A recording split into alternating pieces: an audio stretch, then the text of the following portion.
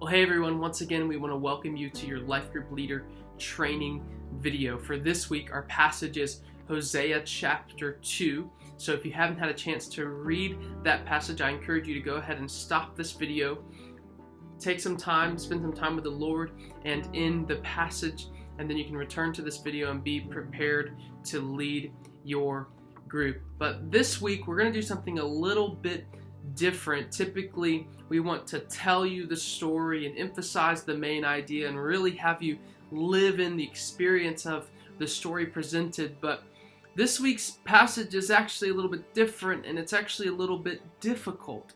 And one of the reasons it's difficult is because it's Hebrew poetry, and Hebrew poetry speaks in ways that we aren't familiar speaking. But another reason that it's quite difficult is because we find some violent, what some people would deem offensive imagery in this passage. Things that God says, I'm going to strip her naked and make her as in the day she was born, and make her like a wilderness, and make her like a parched land, and kill her with thirst.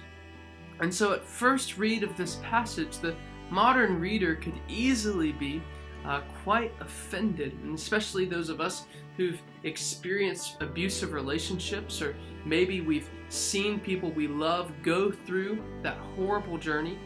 And so when we hear these words coming out of the mouth of God, sometimes we struggle, and people in your group may struggle with the hardness and harshness of this passage.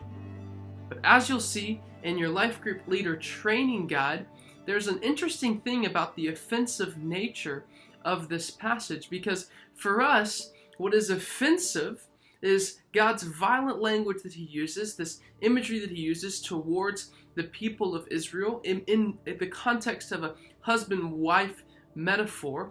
That's offensive to us. But what's interesting is that for the ancient Near Eastern reader, this would have just been common.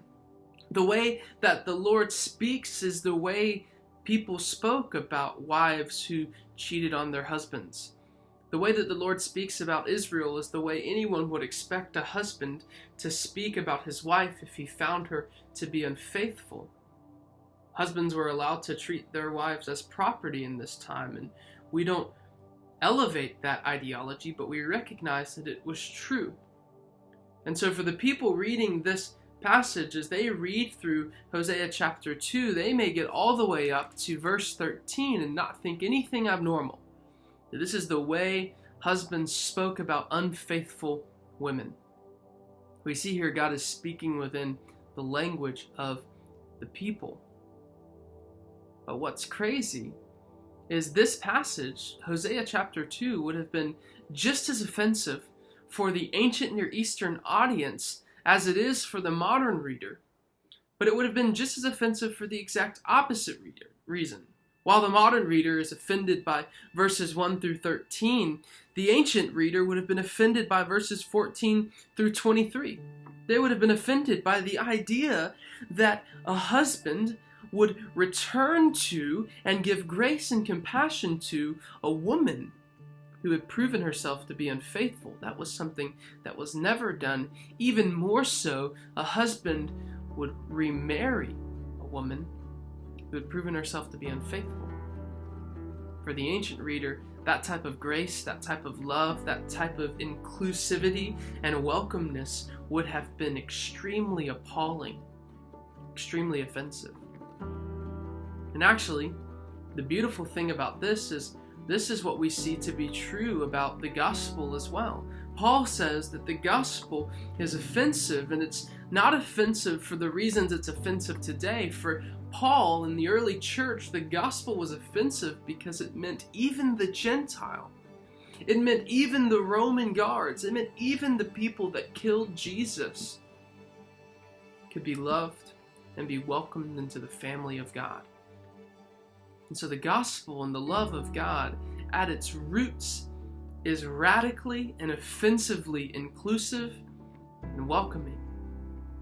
And what we see in Hosea chapter 2 is that God will do anything it takes to restore the relationship between him and his people.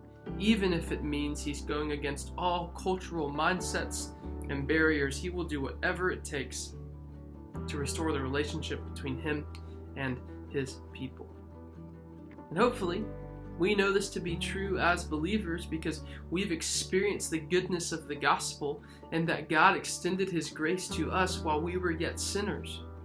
The scandalous nature of the gospel and the scandalous nature of God's love is not that he's exclusive and limited to who would be a part of his family, but it's that he's completely inclusive and welcoming to everyone, including the people of Israel who have turned away from him over and over and over and over again. God will never stop trying to restore the relationship between him and his people, even all the way to the cross.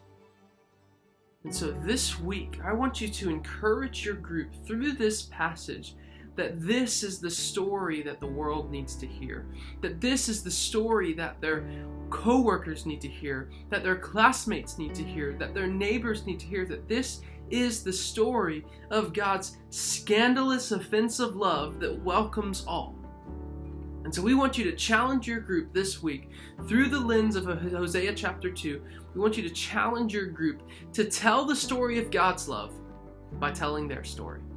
Encourage them this week to find someone in their life who needs to hear the story of God's love and to tell that person their story, to tell that person their testimony of how God's shown them love when they didn't deserve it, how God did whatever it took for him to restore the broken relationship between him and themselves.